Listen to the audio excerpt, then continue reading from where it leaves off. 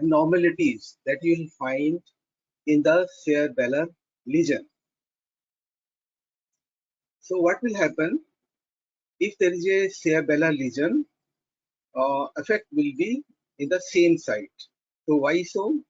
It is because the cerebellar lesion of one hemisphere produces a dysfunction of the same site.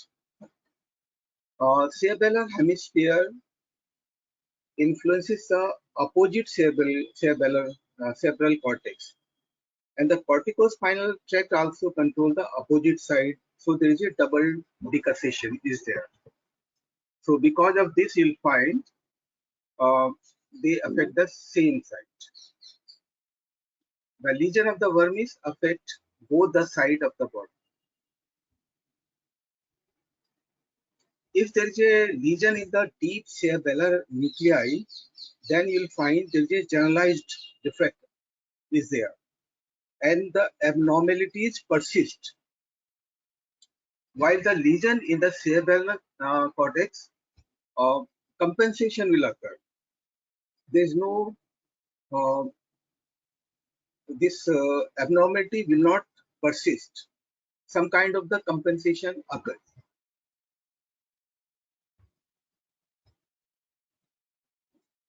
Then there is a decrease in the tone, muscle tone, because we'll take this muscle tone in the function again.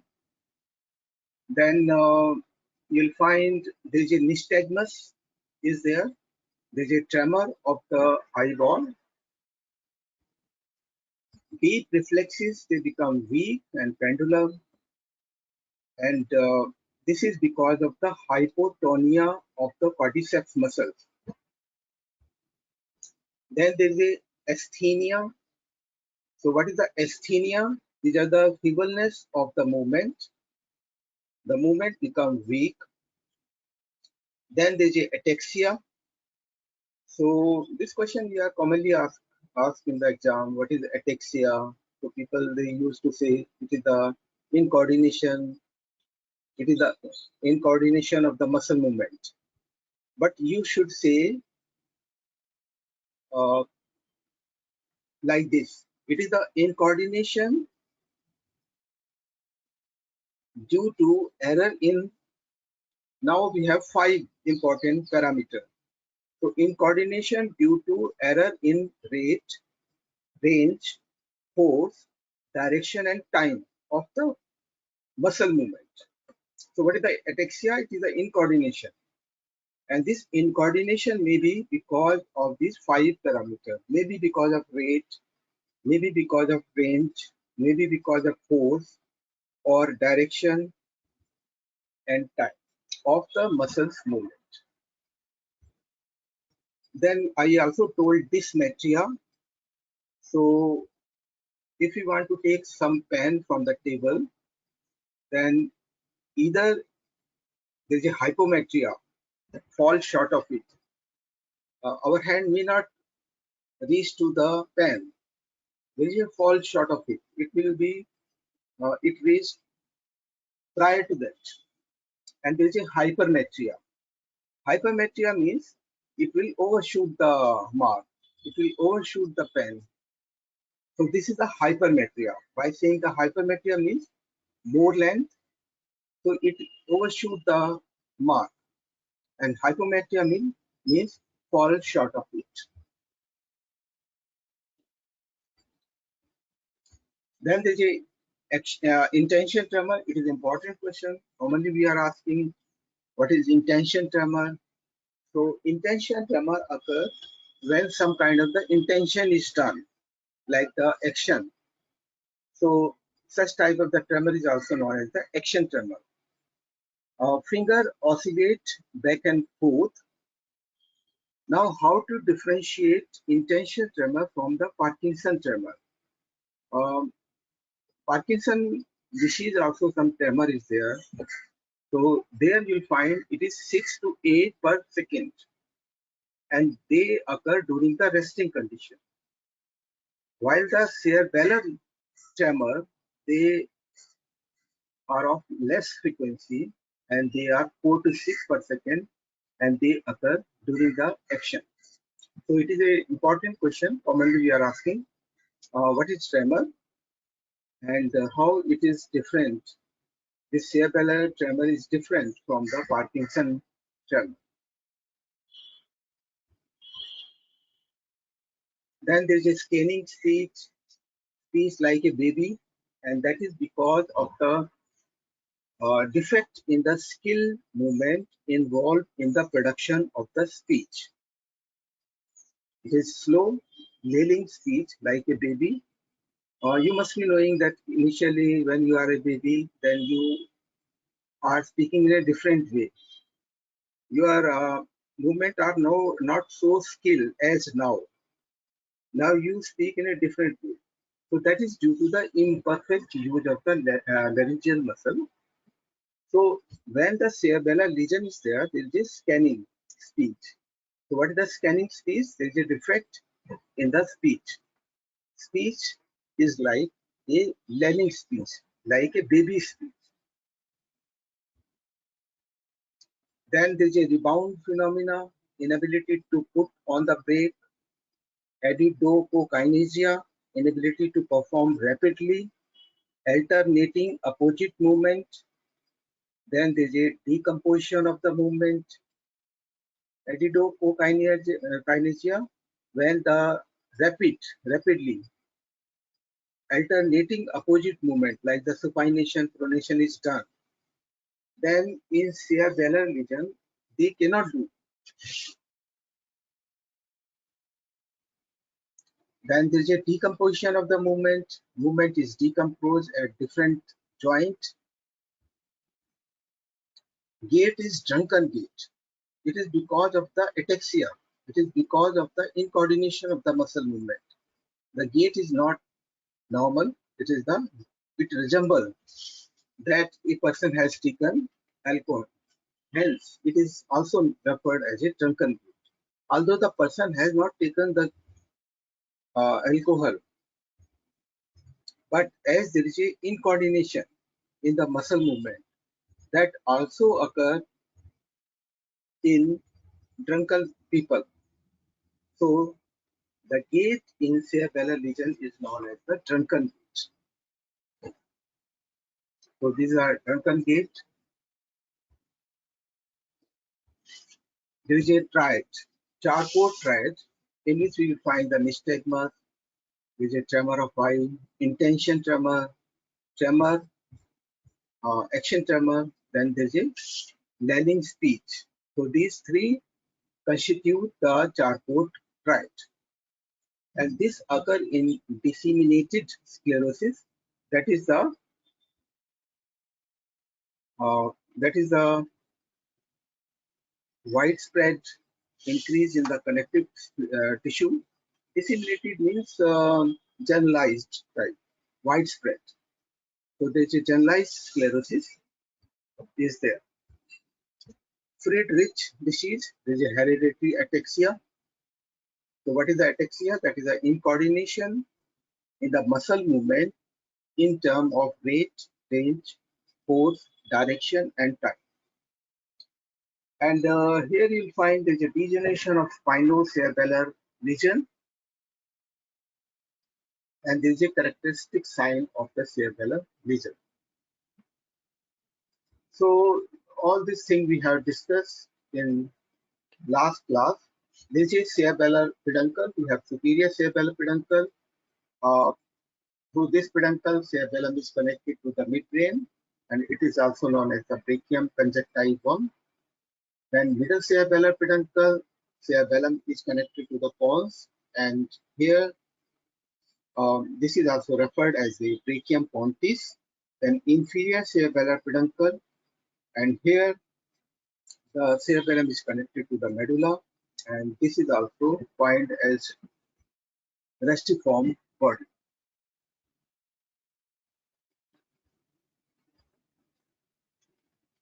So we have discussed the various peduncle.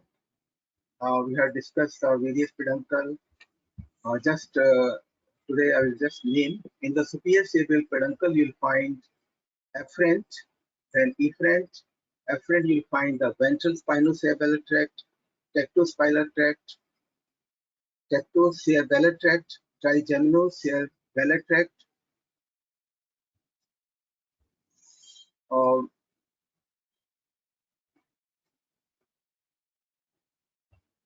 then efferent, we have dentato-rubral tract, dentato-thalamic tract, cerebellar reticular fiber to midbrain. In the middle, you'll find there's a cortico-pontocerebellar fibers.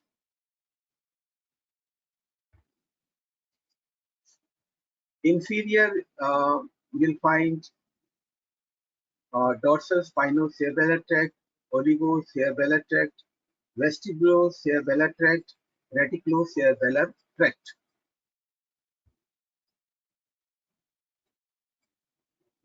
So we have discussed all this thing in the earlier class. So it is just like a revision only. So with this, now we come to the function of the cerebellum. So whatever we have learned till now, today itself, if there is a lesion, you'll find so many abnormalities occur. So normally this cerebellum is important in rectifying this. The question is how. So first of all, the very important function is of the cerebellum is the control of body posture and equilibrium. So we have the flocculonodular lobe, and here the efferent come from the vestibular apparatus. We have three semicircular canal, otolith, saccule, and utricle. Then efferent will go from the vestibular nuclei to the spinal cord, and this tract is known as the vestibulospinal tract. So this is a vestibular organ, and this is the cerebellum, and this is the posterior nuclei. So the information is coming from the vestibular organ. Either it will go directly to cerebellum, to the flocculonodular lobe, or it may go to the vestibular nucleus, and then it is coming to the cerebellum. So information is coming from vestibular organ directly or indirectly through the vestibular nucleus. And now this information reaches to the vestibular nucleus,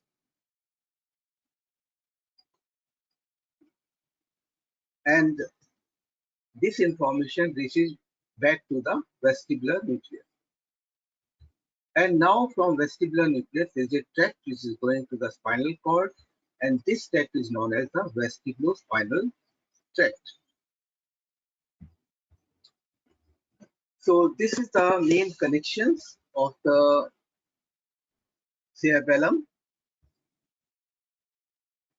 Input is coming from the vestibular receptor, vestibular apparatus, and it is going to the fastigial nuclei. You'll find the fastigial nuclei here, and then it is going to the vestibular nuclei, and from here you'll find it is going to the vestibulospinal tract, and then to the spinal cord. So information is also reached to the directly to this vestibular nuclei. Information is also reaching to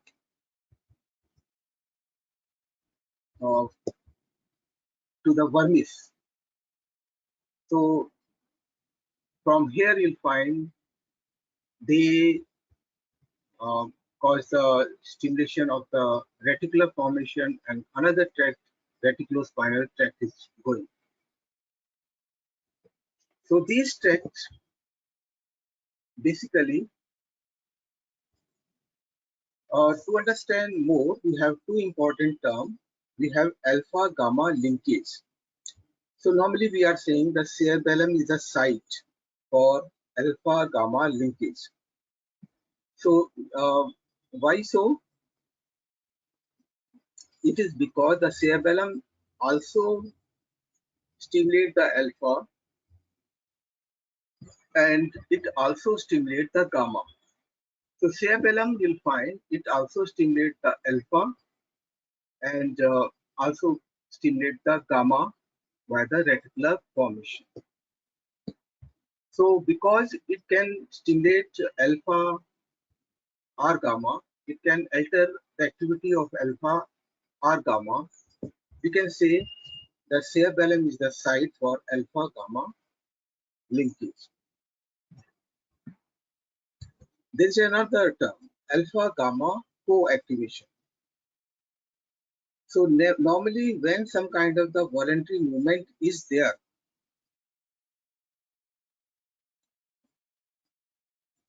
then you'll find um, that cortex will stimulate alpha as well as gamma. So alpha, there is a corticospinal tract is there, it will stimulate the alpha. Gamma, it will stimulate the reticular formation and it will also stimulate the gamma. And this alpha gamma co-activation is important. How? This cerebrum can stimulate the alpha, so there is a muscle contraction, but uh, through the gamma, there is a reflex contraction. So when there is a contractions of the alpha, at the same time, gamma activation is also there. So that time also, muscle can be stimulated. The detail has been already explained to you in, I hope, in the central nervous system 1, in the stretch flex. So in the stretch flex, we have various higher center and there is a alpha gamma co-activation, which is important in the stretch flex.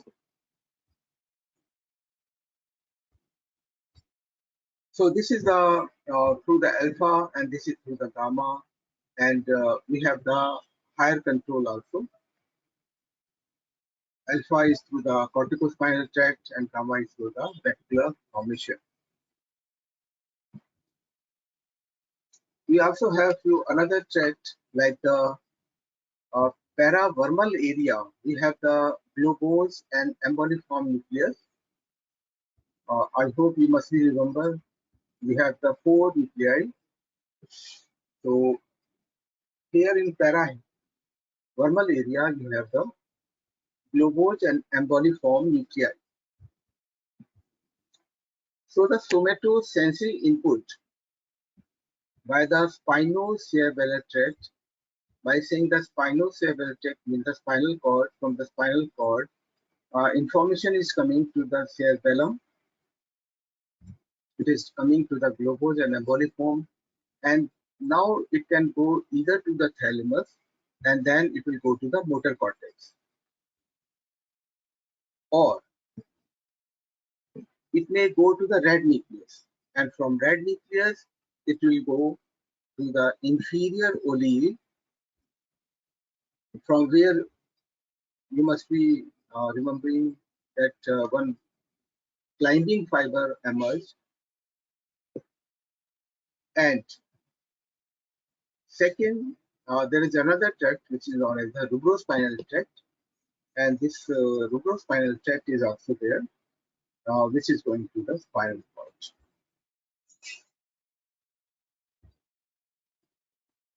Another tract is also there. Uh, Here the information is coming from the cerebral cortex and going to the dentate nucleus. So this is the dentate nucleus. This is the dentate nucleus. The information is coming to dentate nucleus, and from here it will go to the thalamus, and thalamus it will go to the motor cortex. So we have 3 connections. One connection for dentate going to the motor cortex. One connection is from the globose and emboliform going to the motor cortex, and red nucleus going to the spinal cord, inferior oblique, and one connection for fastigial nuclei. And this is going to vestibulospinal tract, reticulospinal tract, and that is the spinal cord. Okay, so we have discussed the various connections. So coming back to again, so we have discussed the flocculonodular lobe. Here uh, we have the information is coming from vestibular nuclei or the vestibular apparatus and going to the spinal cord. So what is this tract? What is the function of this tract? So we have the medulloblastoma. Commonly you'll find children, they suffer from medulloblastoma. This is a tumor. Uh, Here you'll find they occur in the cell rest in nodulus. We have flocculonodulus, so nodulus. So what happens? There is an inability to maintain the erect posture. This child cannot maintain the erect posture. And if we remove, it will abolish the motion sickness also. So inability to maintain the erect posture. If you take this example, this children suffering from cerebellar medulloblastoma, there is a atexia, drunken atexia, there is a frequent falling, that child fall. So this child would not try to stand unsupported. This child needs support. Do not let go to the bed rail if she was stood on the floor. So there is a difficulty. There is a frequent in falling. Unable to maintain the erect posture, requires some kind of the support, and that happens in the cerebellar medulloblastoma, occur in certain kind of the children who are suffering from medulloblastoma. So this um, fastigial nuclei, this is also important for certain balance, equilibrium. So after that, the next function of the cerebellum is the control of muscle tone and the stretch flex. So stretch flex is also taught in the earlier classes in CNS 1 and muscle tone also. So what happens? What is the stretch flex? Stretching of the muscle causes the contraction with the intact nerve supply. So what will happen?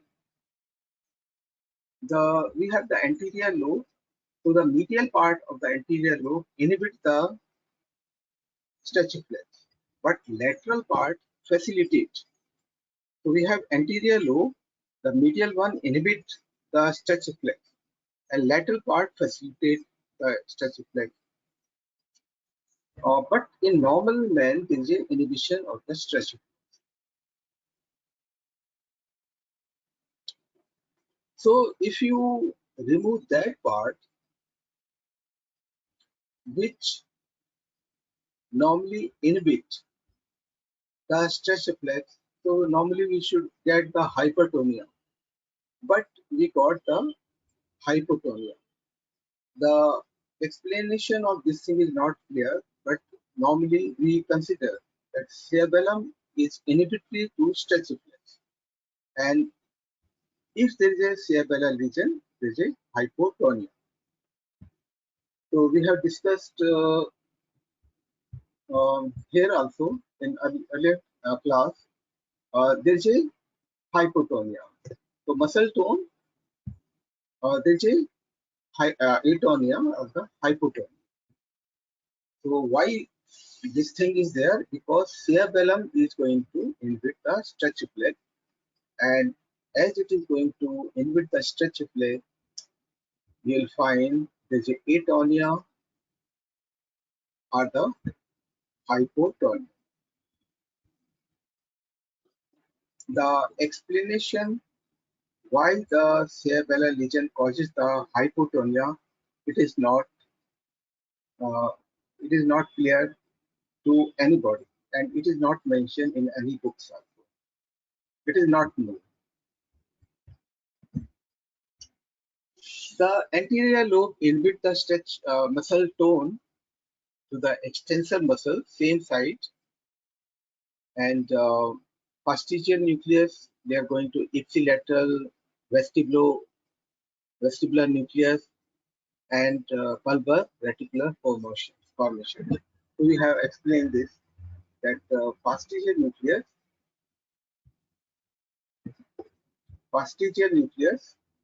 from the posterior nucleus, it will go to the vestibular nucleus, and it is also going to the reticular formation, bulbar reticular formation.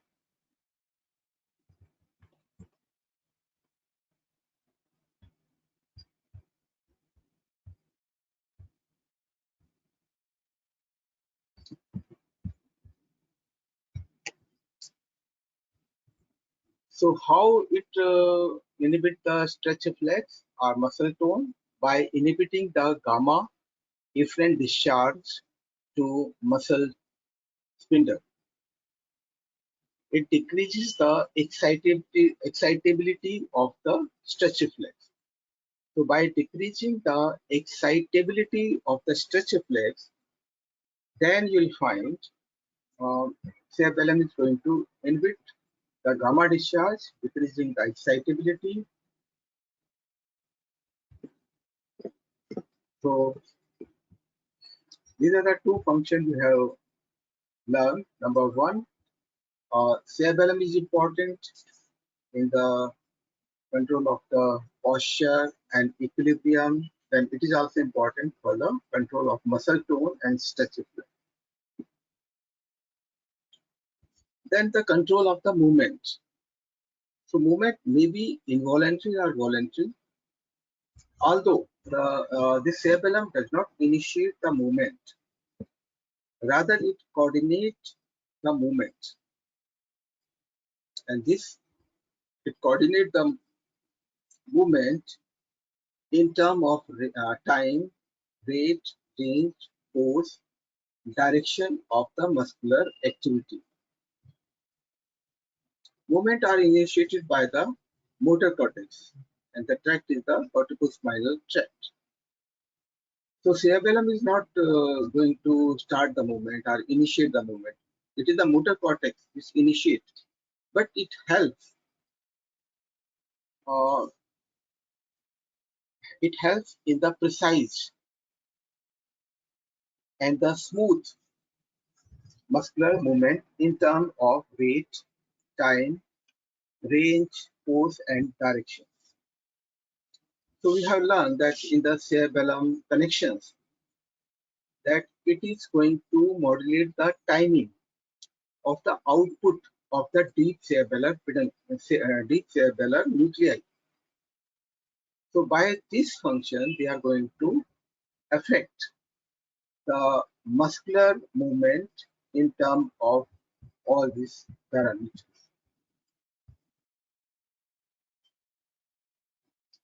Another term is also there. There is a servo mechanism. Servo is a automatic device that uses error sensing feedback to correct the performance of a mechanism. To understand the servo mechanism, if we take the example of the computer,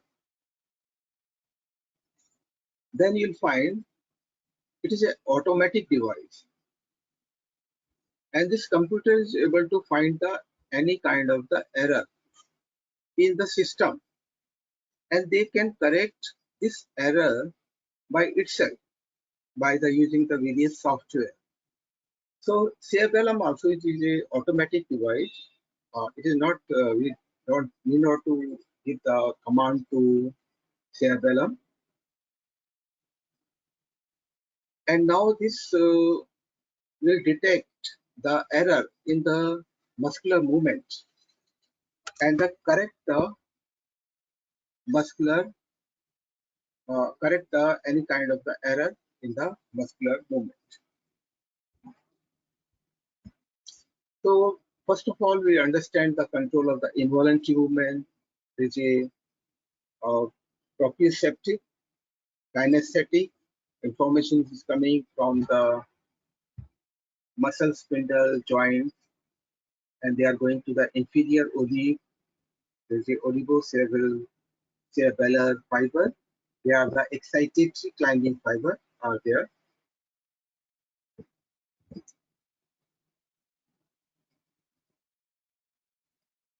And the collateral extrapyramidal impulses, motor cortex, basal ganglia, reticular formation, cortico-pontocerebellar pathway. They are also going.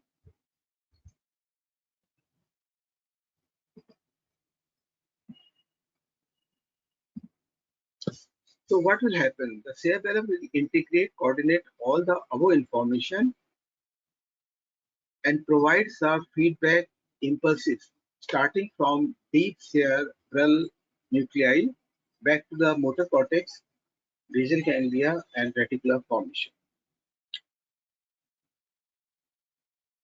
So as far as the involuntary movement is concerned, uh, cerebellum receive the information from this tract, olivocerebellar tract, receive the information reaches to cerebellum. It also receive the information from the motor cortex, basal ganglia, and now the cerebellum will integrate these two information and correct if any kind of the error is there. So that correct the error in the involuntary movement, and it can be modified appropriately. So if any kind of the error is there, now it can be modified also.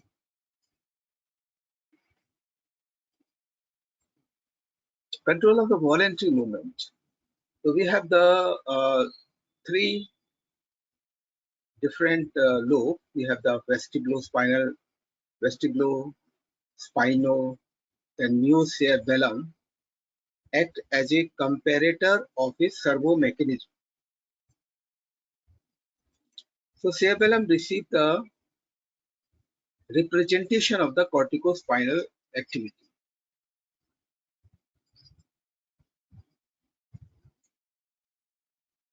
And they also receive the representation of the result, muscle movements, proprioceptor of the muscles.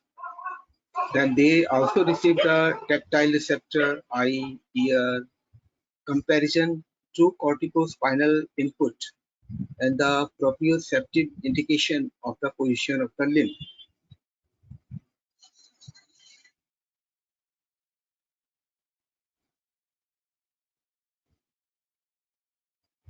So for the execution of some voluntary activity, we have the motor cortex, and one tract is going, pyramidal tract, corticospinal tract, to the lower motor neuron. Now the cerebellum will receive the representation of this activity by this tract. Now this tract is first of all is going to the pontine nucleus. From here it will go to the posterior lobe, cerebellar hemisphere in the new cerebellum. From here it will go to the dentate nucleus. Cerebellum connection are there. So if any kind of the error is there or some kind of the modulation is there, it will done in the cerebellum. And the same kind of the information is sent to the thalamus if any kind of the error is there, and it will reach again to the cerebral cortex. And now the cerebral cortex will modify its activity.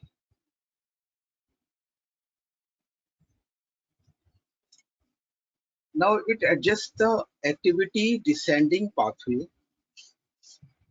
It corrects the ongoing movement error signal to motor cortex and the subcortical center.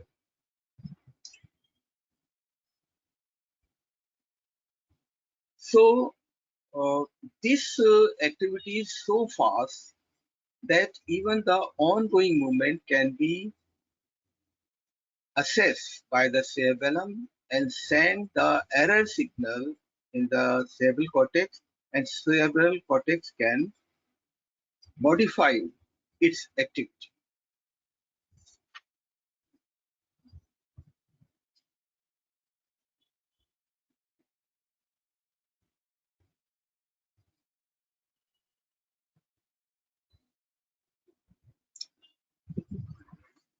Not in addition to this, the future movement, same kind, will be performed more accurately. So some kind of the motor learning is there. Suppose you are doing some kind of the skill work, say playing with the table tennis. Okay, so what will happen? Say you are playing with the table tennis, or you are playing some instrument. So here you require certain precise skill activity. So cerebellum is important for this.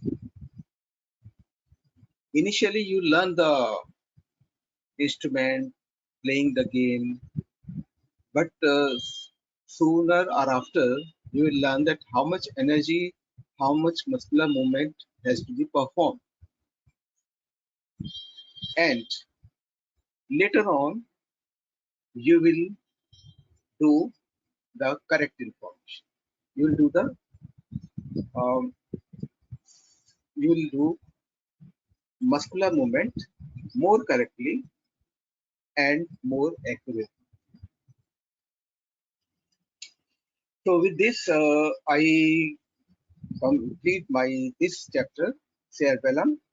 So I will take a 10-minute break. 11. Okay, we can start 11. So 11.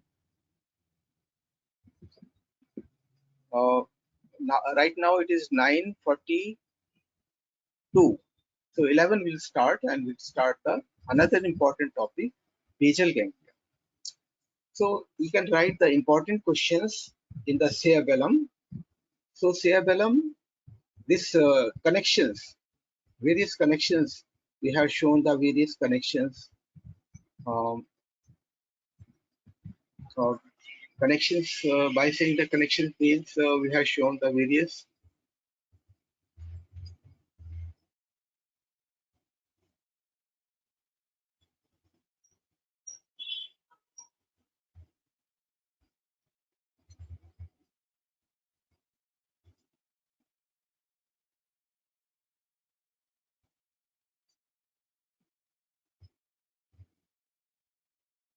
This diagram is important, and in this diagram, feed forward inhibition is important. What is the function of this circuit is important. Then we have sometimes we can ask this function of the deep cerebellar nuclei. So you can do that with the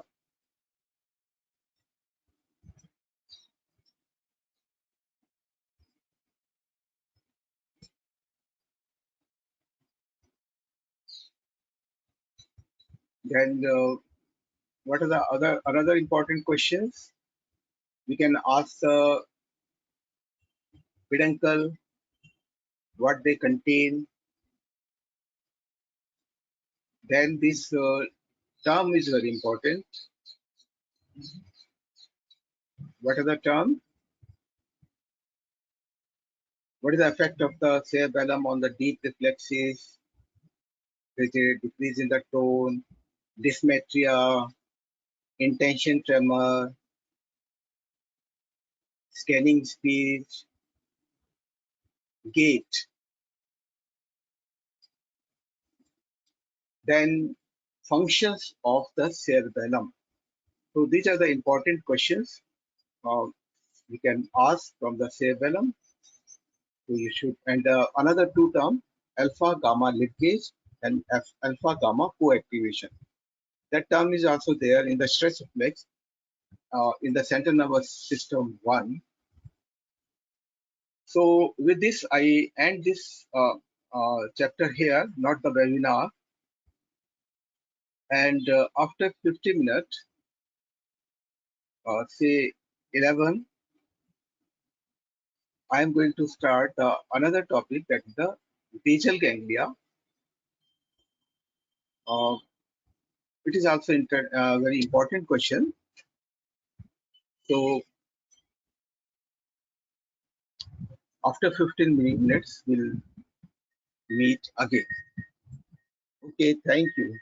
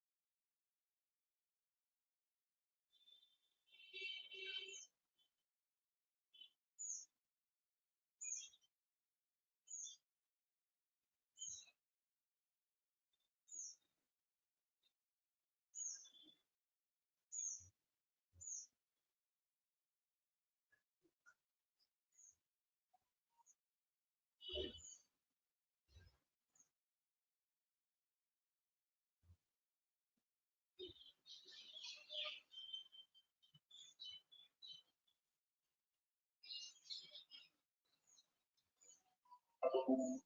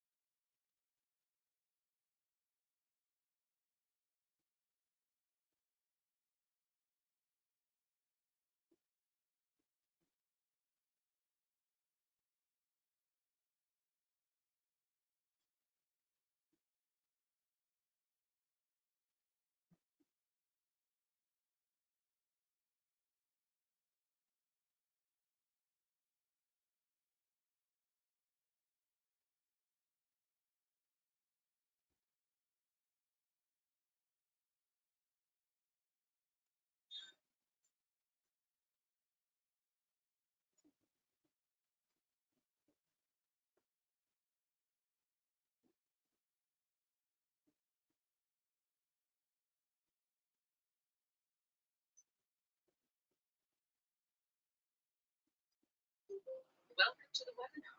You can enter as an attendee in listen-only mode.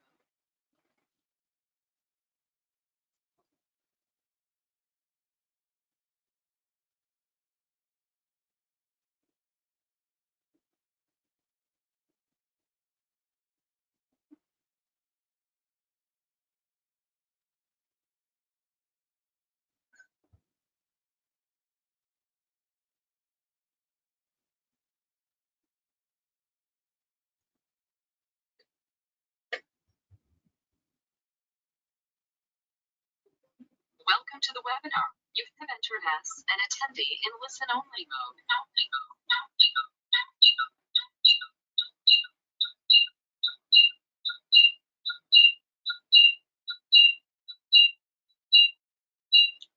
Hello friends.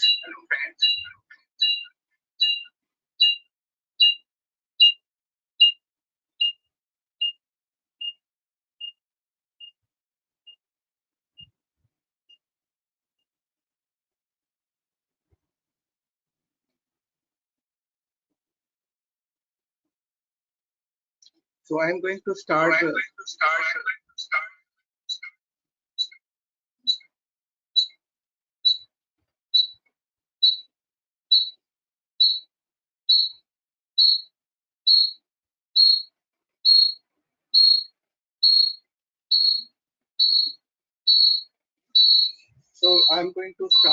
Basal ganglia.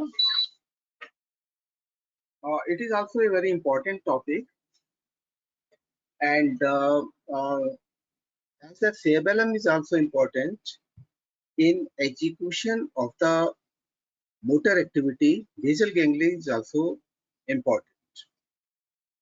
So we'll discuss the basal ganglia today.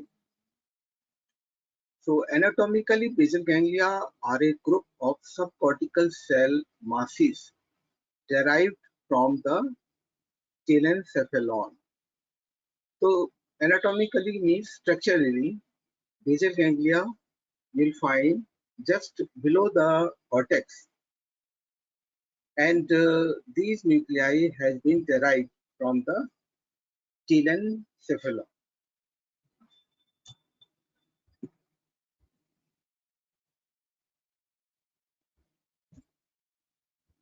Here you'll find this is cerebral cortex. This is cerebral cortex, and just below the cerebral cortex you'll find few important structures. One is the thalamus, and these are the structures you'll find basal ganglia are there. So what are the important structures you'll find in the basal ganglia?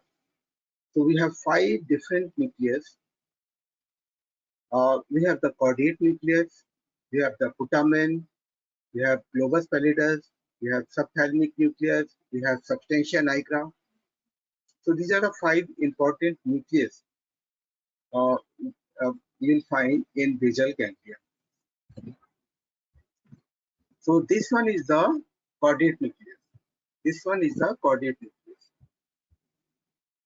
This is the lateral ventricle. This is the thalamus.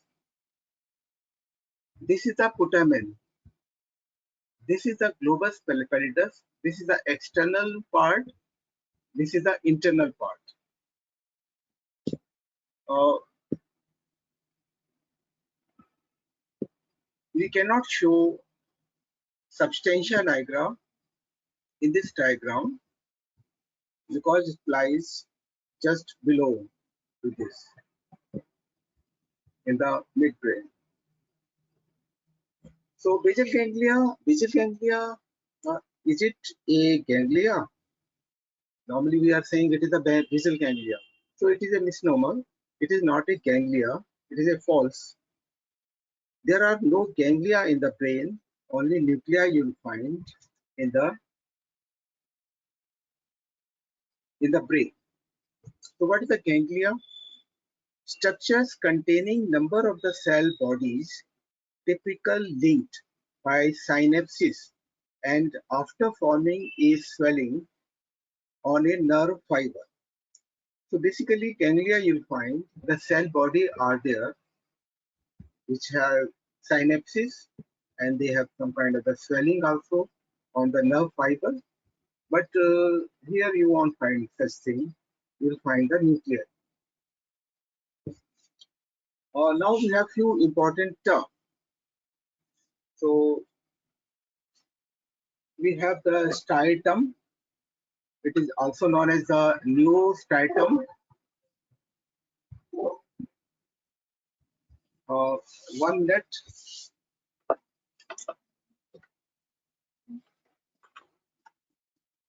If battery is going low, I will connect the connection.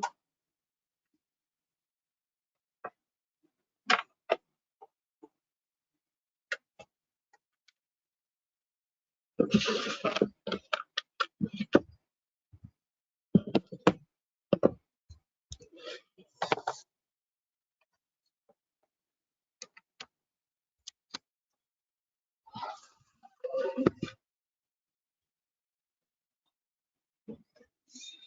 we have the striatum. So by striatum means caudate nucleus plus putamen. It is also known as the neostriatum. So these are the terms. Commonly we are using striatum. So by saying the striatum means caudate nucleus plus putamen.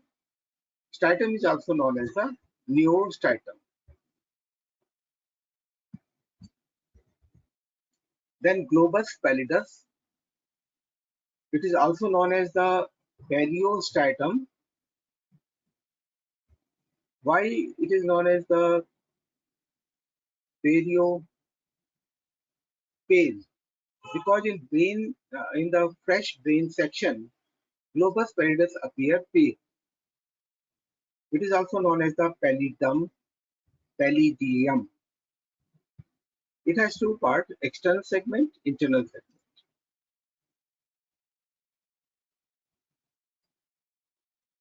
So you'll find this is the caudate nucleus, this is the putamen, this is the globus pallidus external, this is the internal, globus pallidus internal, and this is the substantia nigra, which also has two parts. We'll discuss. So next term is the corpus striatum. Corpus, we have three important structures. We have caudate nucleus, putamen, globus pallidus. So striatum we have caudate nucleus and putamen, but in corpus striatum we have caudate nucleus, putamen, and globus pallidus. Lenticular nucleus, we have two important structures: putamen, globus pallidus. Why it is so named? Because it appears lens-like. Hence it is so named lenticular nucleus.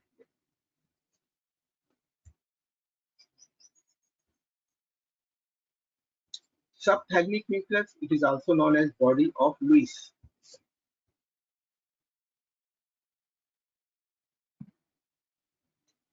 Substantia nigra, we have the pars compacta, pars reticulata, pars compacta lies dorsomedial, pars reticulata lies ventrolateral.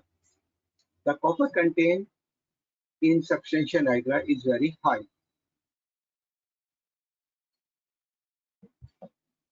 So you'll find this is the head of the caudate nucleus, body, tail terminates in amygdaloid nucleus. This is the putamen, and just after the putamen, you'll find the globus pallidus underneath. And then after this, we'll find the thalamus.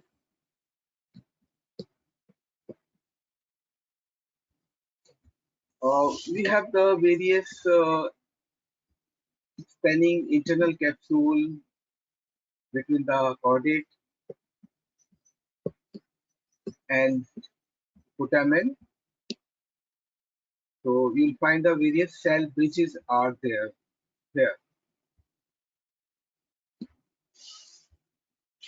So basal ganglia and cerebellum, they have the similarities also, and they are working in a different style also. Dissimilarities also.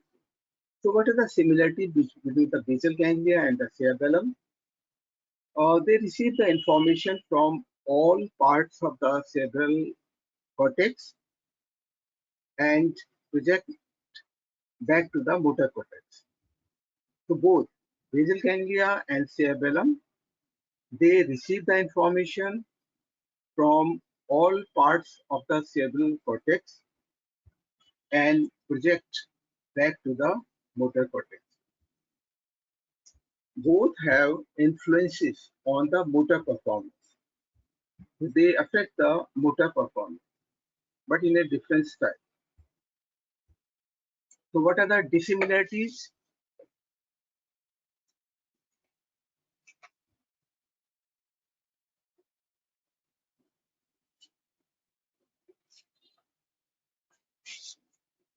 So what are the dissimilarities between the basal ganglia and the cerebellum? So cerebellum receives the large synaptic input from the spinal cord, but basal ganglia does not. So you'll find this cerebellum has climbing fiber, which receive the various proprioceptors, kinesthetic information from the spinal cord. So cerebellum is connected with the spinal cord. We have spinocerebellar tract. Basal ganglia is not connected, so it does not have such kind of the information. Cerebellum directly influence on the major extrapyramidal pathway. So cerebellum directly influence on the major extrapyramidal pathway like the vestibulospinal tract, rubrospinal tract. So because of the connections, various connection, cerebellum can affect vestibulospinal tract or the rubrospinal tract. So just now we have learned this thing that fastigial nucleus, we have the connection with the vestibular nuclei, and the rubrospinal tract, we have the globose embolism form. We have the connection with the rubros rad nucleus, and from there you will find the rubrospinal tract is coming. Basal ganglia does not have such kind of a connection. So the input of the cerebellum and the input of the basal ganglia is different. Cerebellum can receive a lot of information from the spinal cord, but basal ganglia they don't have the connection with the spinal cord. So what is the function of the basal ganglia? Basal ganglia is important in the planning and the programming of the movement.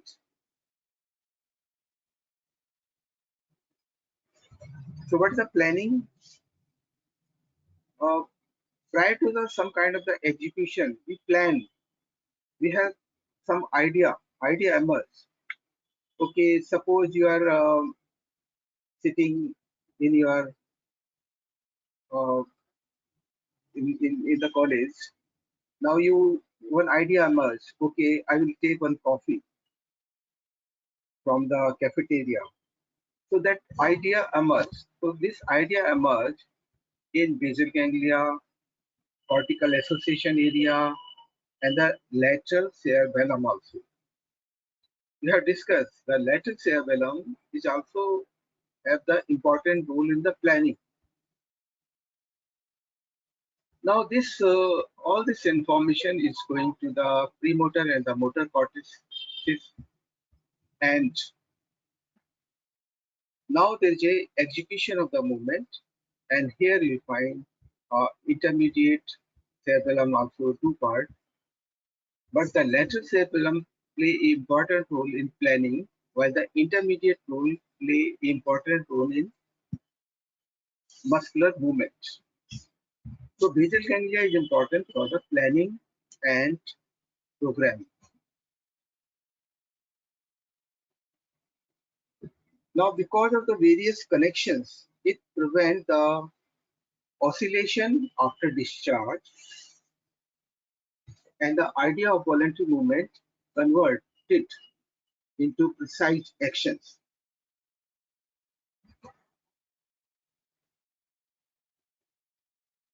We'll understand how it prevents the oscillation and how the uh, voluntary movement is converted into precise action when we will discuss the connections of the cerebellum. So this basal ganglia facilitates the cortical output that initiates and produces effective motor behavior, inhibit the cortical output that produces competing are ineffective motor behavior.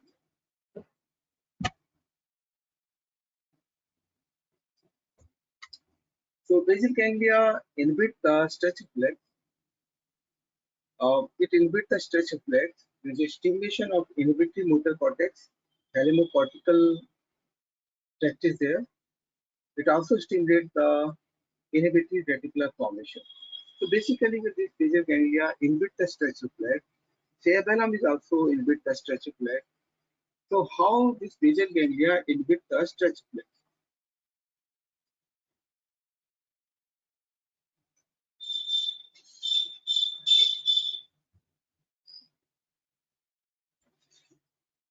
Um, it inhibits the stretch reflex by stimulation of, it stimulates the motor cortex, which is inhibitory to the reticular formation, and it also stimulates the inhibitory reticular formation. So overall, it is inhibitory to stretch reflex.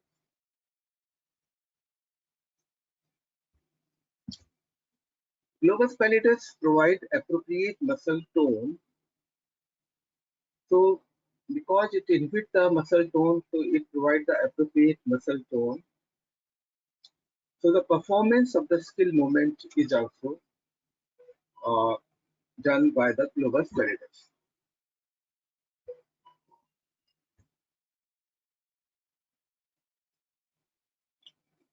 Substantia nigra is also center for coordination of those impulses which are essential for skill movement.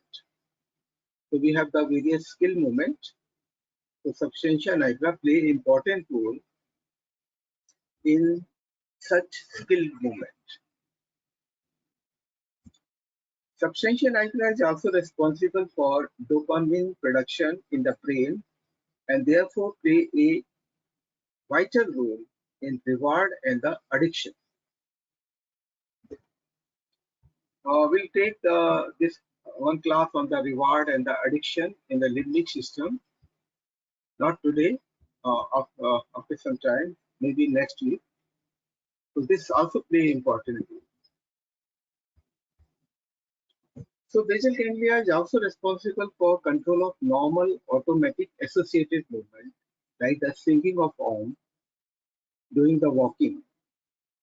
Although the movement are initiated by the area 6, but they are also important for, uh, they are also responsible for control of normal automatic associated movement. As you are walking, automatically you'll find there's a swinging of arm. As you are talking, there is a change in the facial expression.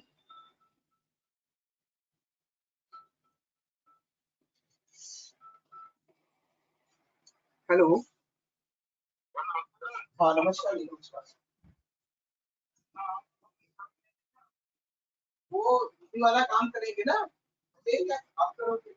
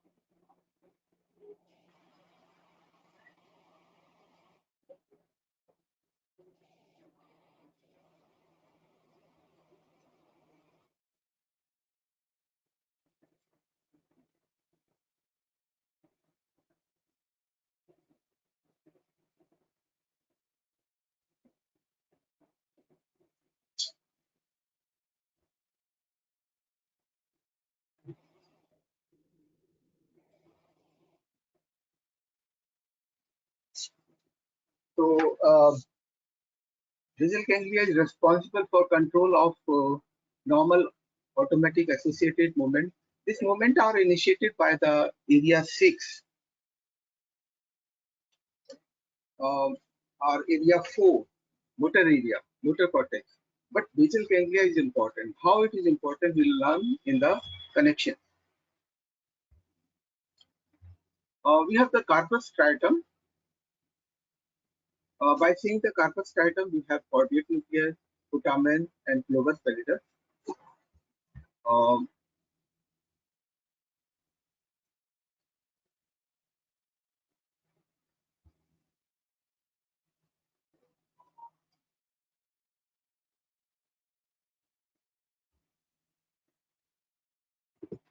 so we have corpus striatum, we have caudate nucleus, putamen, and globus pallidus.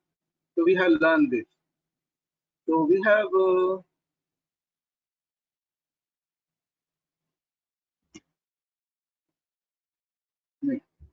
corpus striatum does not have any connection with the spinal cord, either afferent or efferent. So basically, this basal ganglia does not have any connection, afferent or efferent, with the spinal cord. While the globus pallidus internal and substantia nigra pars reticulata behave as a lateral and medial part of the single functional unit. So before we understand the connections, there are two important things. One is the corpus striatum does not have connection with the spinal cord, and second, globus pallidus internal and substantia nigra pars reticulata, they behave as a single functional unit. Their connections are almost the same. So these are the connections of the basal ganglia. You can understand here, this is the cerebral cortex and this is the striatum, caudate and putamen. So cortex is going to stimulate the striatum by the tract, corticostriate tract. And from here, we have various connections. So we'll understand this connection. So first of all, we'll understand the direct connection. So this is the direct pathway. And here you will understand this is the globus pallidus internal and substantia nigra pars reticulata. So functional wise, they have the same connection. And this is the globus pallidus external, and this is the subthalamic nucleus.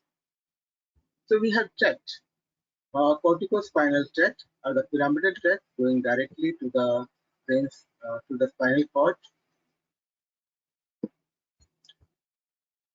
Beside this, cerebral cortex also stimulate the striatum. And now we have the two important pathways. One is the direct pathway. Here from the striatum, it is inhibitory to globus pallidus internal and substantia nigra pars reticulata. Then it is going to the thalamus, and from thalamus it is going to the cerebral cortex again. But this is stimulatory. So in this connection, you'll find striatum is going to inhibit the globus pallidus internal and substantia nigra reticulata. Then this part will inhibit the thalamus. So what is the effect of striatum on the thalamus? It is disinhibition. It is the excitation. So what is the function of this pathway? It facilitates cortical output that produces the effective desired motor behavior. So this direct pathway, basically it is facilitation only. It is a disinhibition. So it facilitates the cortical output that produces the effective desired motor behavior. So when we are doing some kind of the movement, one is desired and there are so many associated undesired movements. So the direct one will facilitate the desired motor behavior. Now we are coming to the indirect pathway. This is the indirect pathway. Here the striatum is going to inhibit the globus pallidus external part. And from this, it is going to inhibit the subthalamic nucleus. And from subthalamic nucleus, then it is going to stimulate the globus pallidus internal and substantia nigra, reticulata part, and then inhibitory to thalamus. So in the indirect pathway, we'll find first is the inhibition, then globus pallidus external will inhibit the subthalamic nucleus, then this is stimulated to globus pallidus internal and substantia nigra reticulata part, and then it is inhibited to thalamus.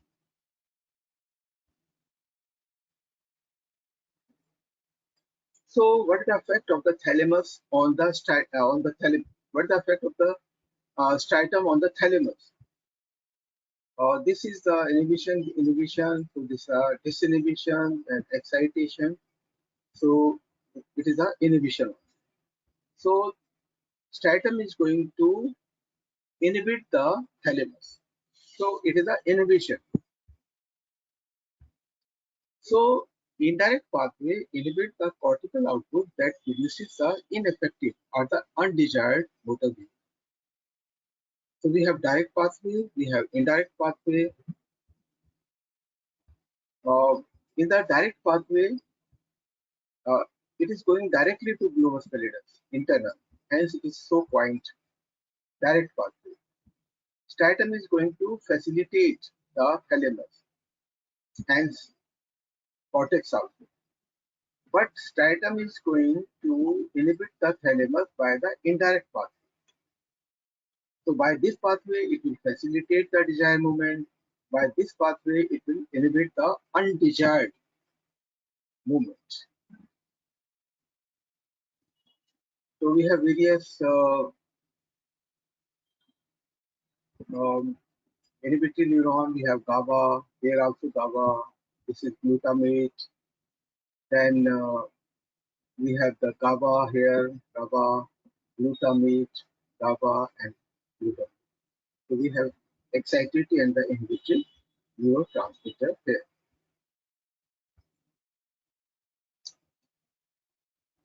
So we have learned this thing that what will happen when you inhibit an inhibitory signal, that is also known as the disinhibition. So there is a double inhibition, double negative is there. So the net effect of the direct pathway is excitation of the thalamus. It is the facilitation of the movement.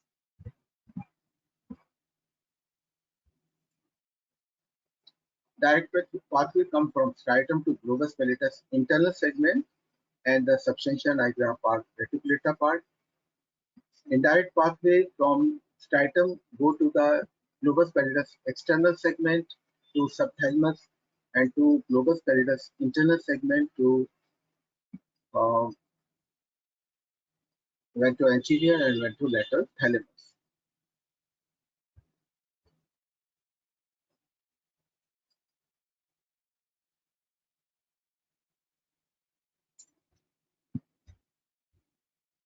The net effect of the indirect pathway is the inhibition. We have learned the net effect of the indirect pathway is the inhibition.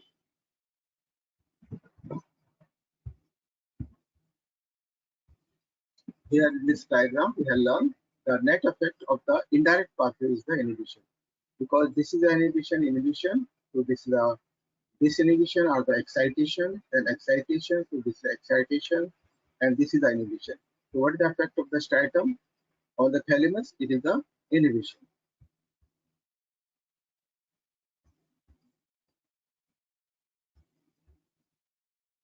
So this inhibition will cause the inhibition of the undesired. So what will happen in Parkinson's disease? Direct pathway normally is the disinhibition, but Parkinson's disease, it decreases. Indirect pathway. In normal person, there is inhibition, and in Parkinson's disease, there is an increase in the inhibition. So the net effect on the thalamus, we find there is a inhibition, it is more, and the effect of the excitation of the cortex is decrease in the excitatory drive. So basically, we have direct pathway. Normally, it is a excitation which decreases in Parkinson's disease. Indirect pathway, there is a inhibition.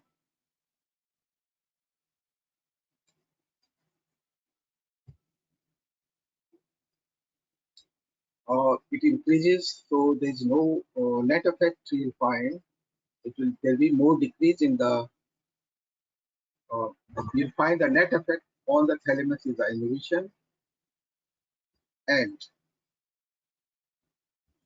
you'll find it is more in Parkinson's disease, and the effect on the excitation of the cortex is decreased in the excitatory drive.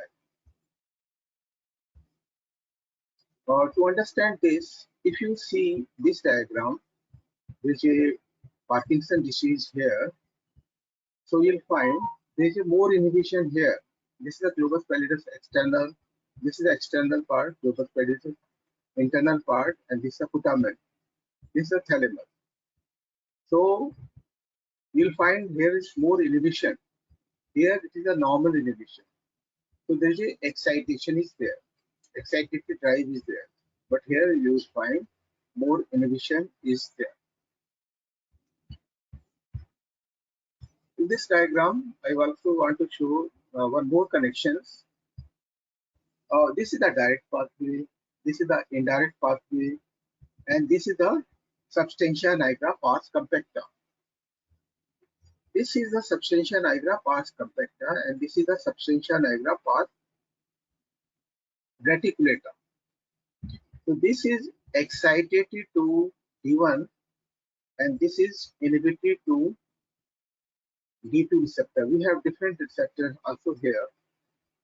So this is excitatory to direct pathway, but inhibitory to indirect pathway. And why it is like this way? Because it secretes dopamine, which act on different receptor. Here we find the D1 receptor, which is excitatory, and here you will find inhibitory, which is D2 receptor.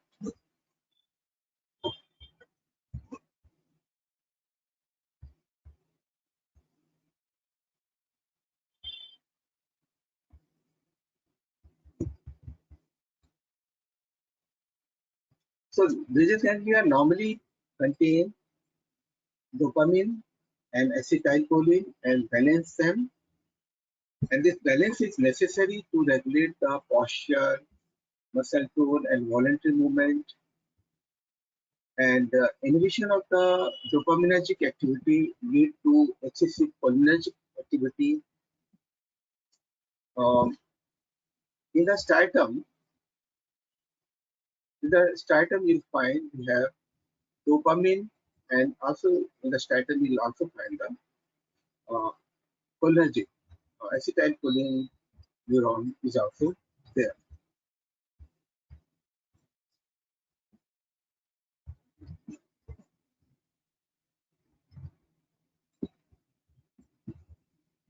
In Parkinson's disease, there is a lack of inhibitory dopamine and thus an increase in the excitatory acetylcholine.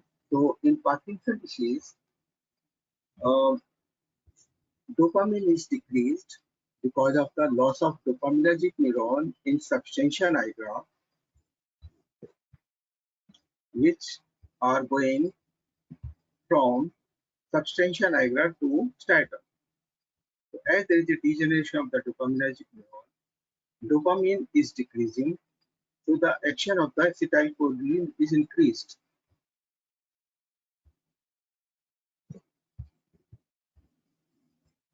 So there is an increase in the excitatory. acetylcholine. Parkinson's disease with a loss of the substantia nigra pars compacta. There is a decrease in the direct and increase in the indirect pathway, and both these changes lead to increased inhibition of the thalamus, and these changes lead to decrease in the excitatory drive to the cortex. So with this, I end my webinar. If you have any question, then you can send me through my uh, email. My email is dr.balc_mamc@yahoo.co.in. I will send this email to your CR. So you can send if you have any question. If anything is not clear to you, I will explain again. But exam, I want that you should answer nicely. So thank you very much. I have complete this class 5 and 6. I want to take one more class, two more class today itself in the evening. And in the evening, we will discuss Parkinson's disease and thalamus. So I have sent a link, but this link is not showing in my dashboard in this webinar. So I will check, and if this is not available in my dashboard of my webinar, then I will create again. But I will take the class today itself at 5 p.m. And if new webinar is there, new uh, link is created, I will send again. So thank you very much. I end this webinar here. Thanks a lot.